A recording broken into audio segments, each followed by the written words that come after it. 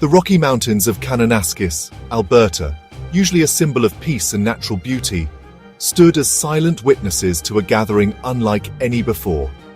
In June 2025, this tranquil landscape became the unlikely stage for a global showdown as the world's most powerful leaders descended on the small Canadian town. The G7 summit, designed to foster unity among the world's top democracies, was anything but harmonious this year.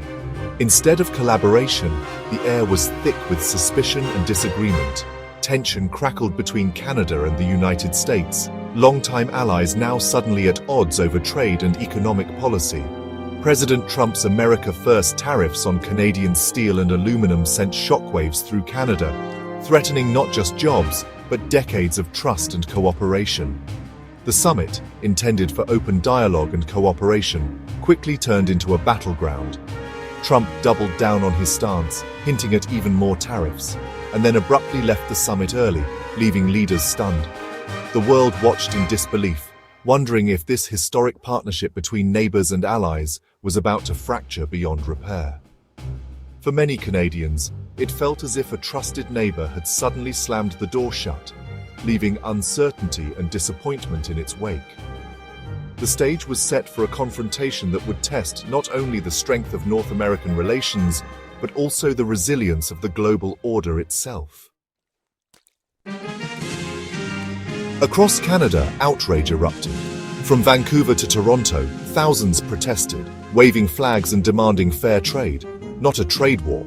Steelworkers, business owners, and families united, insisting their leaders defend Canadian jobs and dignity.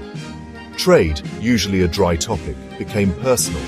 Everyone was talking tariffs at the kitchen table. The protests sent a clear message. Canadians wouldn't accept being bullied by their closest ally. The government faced mounting pressure to act decisively. A polite response wouldn't cut it. The public demanded strength. As G7 leaders met, the echoes of protest shaped Canada's resolve. The country was ready to fight for its future. Enter Mark Carney, Canada's new Prime Minister, a global finance veteran, not a career politician. Carney's reputation was built in the world's toughest boardrooms, not on the campaign trail, and his appointment sent ripples through Ottawa and beyond. Many expected caution, but Carney surprised everyone. Instead of playing it safe, he took bold steps that caught even seasoned insiders off guard. At the G7, he stood firm, calling US tariffs unacceptable and a betrayal of decades of partnership. His words echoed through the summit halls, demanding attention. Calm but resolute, Carney promised Canada would match every US tariff dollar for dollar. He made it clear that Canada would not back down, no matter the pressure. This wasn't just about economics. It was about sovereignty and respect. For Carney, it was a matter of national pride and standing up for Canadian values. Carney's message was clear. Canada would not be intimidated. He projected strength and unity, rallying both his government and the public. The quiet economist had become a leader with a roar, transforming uncertainty into determination and resolve.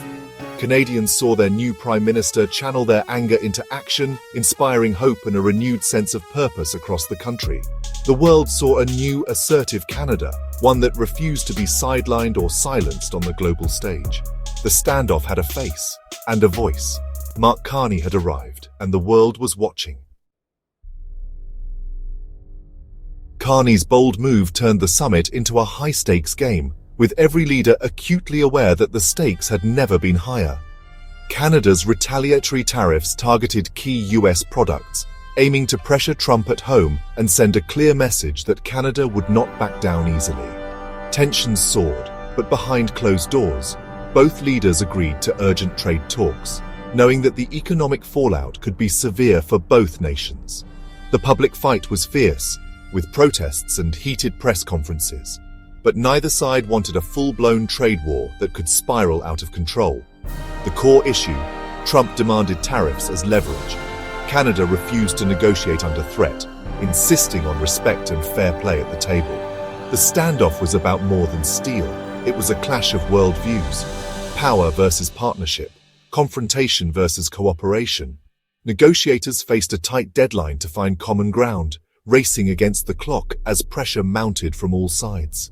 The outcome would shape not just North American trade, but the future of global alliances and the rules that govern international commerce.